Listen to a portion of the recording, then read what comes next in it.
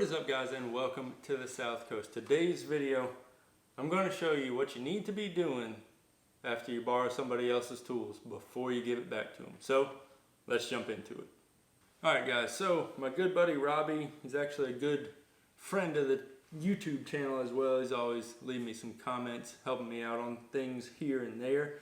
He watches a lot of the videos, so appreciate you there as well, Robbie. But all the trenching work, all the pipe I've been laying out at the South Coast home, the drain lines and all that sort of stuff, I didn't have one of these sort of 6-inch trenching shovels.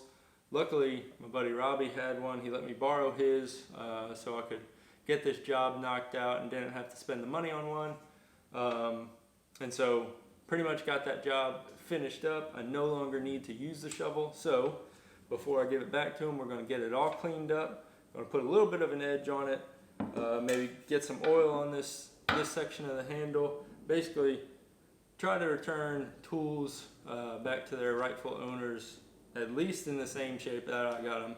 And a lot of times I try to make them a little bit better. It may not be much, may just be cleaning it up a little bit, putting a little bit of an edge on a cutting tool or a digging tool like this, but I try to make things at least as good as they were when I got them, and maybe even a touch better. So we'll go ahead and brush some of this dirt off. We'll get the stone out, put a little bit of an edge on there, and get this thing cleaned up.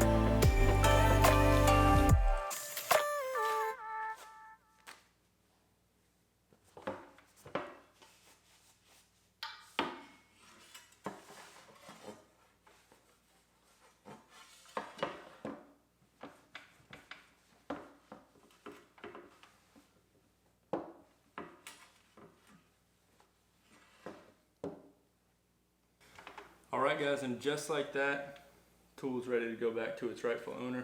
Unfortunately, this plastic handle here on the top end of this shovel, it has a crack in it. It came to me with a crack in it, and there's not a whole lot we can do there. It still works pretty good. Doesn't really feel like the handle's going to break off, just for the work that I was doing.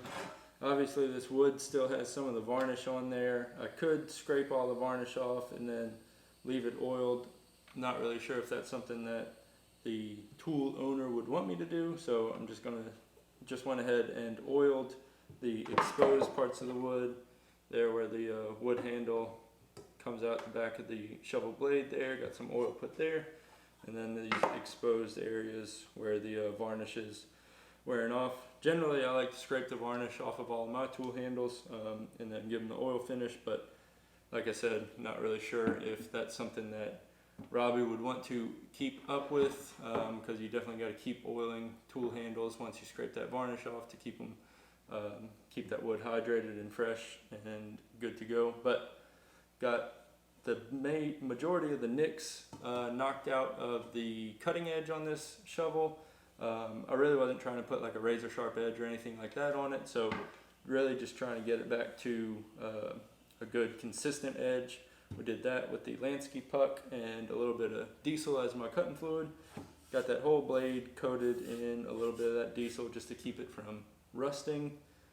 Super humid down here in this area, especially this time of year, so keeping a light coat of a light oil like a diesel 3-in-1 oil or even the boiled linseed oil on your metal tools is a good way to protect them from rusting. So we got that done. Got the boiled linseed oil on the exposed parts of the wood, and I think it's ready to go back to them. So that's that. If you borrow a tool from somebody, return it in as good of, if not better condition than what it was given to you at, and don't make the tool owner ask you back. Ask for it back. If it's something that you borrowed and the job's taking you a little bit more time than you were expecting, go ahead, be proactive. Talk to the person you borrowed that tool from and let them know. Talk to them, let them sort of determine whether or not they're good with you keeping it for a longer period of time. Maybe they're waiting on that tool to come back for them to get a job going. Maybe not. So definitely keep those communication paths open. It's nothing more frustrating than when somebody borrows one of your tools and you don't see it for ages and it's just sitting in the dirt outside at somebody's house or something like that. Super frustrating. So just be a good steward of anything that is lent to you, and that can you can extrapolate that to life, but we're not going to get into that today. Anyway, I hope y'all liked this video. If you did, hit that thumbs up, click that subscribe button, and leave me some comments down in the comment section. Let me know how you take care of your tools. I got another tool that I just got in that I need to do some prep work on, so if you like this video, I'm sure you will like that one. So click that subscribe button like I said, and as always, I hope y'all have a good one. We'll catch you next time down here at the South